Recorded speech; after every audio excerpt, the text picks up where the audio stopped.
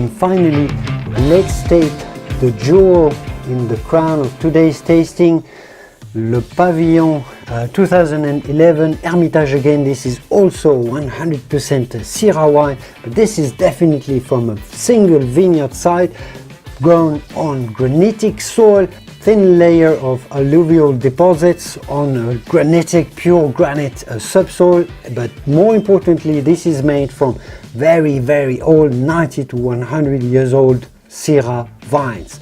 So we expect that this is going to express the single vineyard expression from very old vines, deeply rooted vines that go deep into the granite to extract the pure expression of Hermitage. So a rare wine that retails at $300 plus around there in the US. This is 2011 vintage, so it's got a few years. It's been matured by the winery, the winery cellar for me, for you, for us. So it's been prepared, and we expect it's been rounded up by a little bit of aging in barrel. This spends about 20 months in oak barrels, 20% new, just to give it a bit of oak, but not too much. Aged for 20 months in barrels, and then it's been aged for a few years at the winery before we can taste it. So let's dig into Le Pavillon 2011.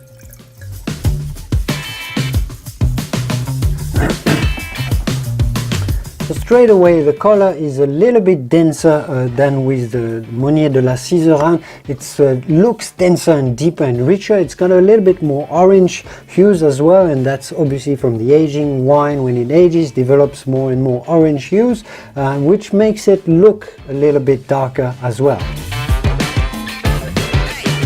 The nose is incredibly intriguing and complex to smell at. There is an element of fruitiness, rich fruitiness, cherry liquor, a bit of blackberry jam, a little bit of fruitiness, but a massive amount of dark coffee, dark cocoa, clove. It feels meaty and savory just smelling at it.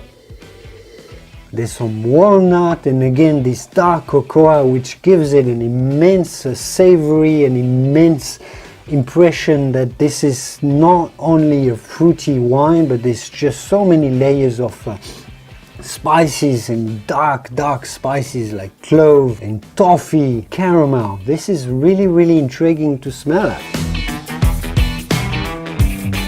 Wow.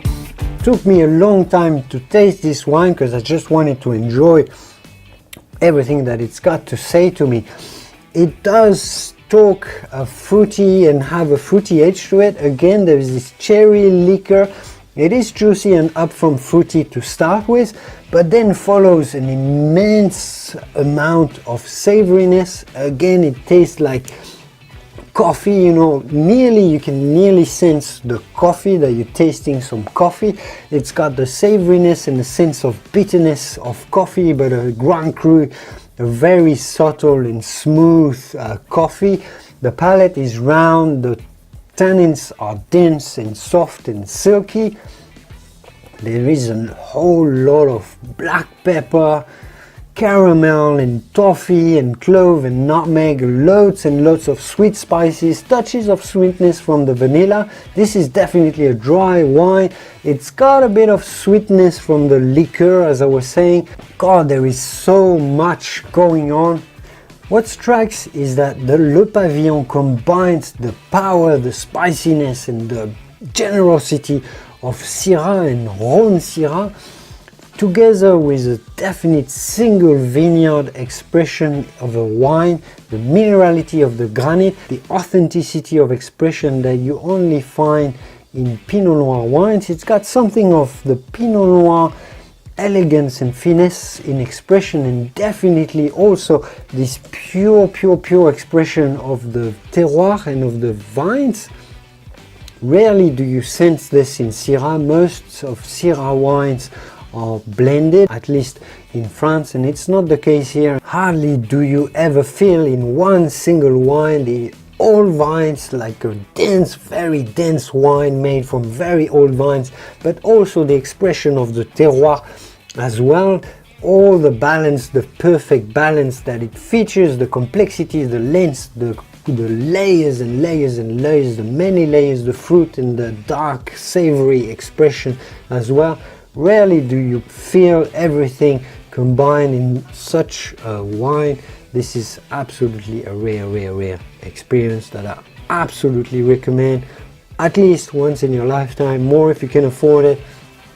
This is such an incredible experience.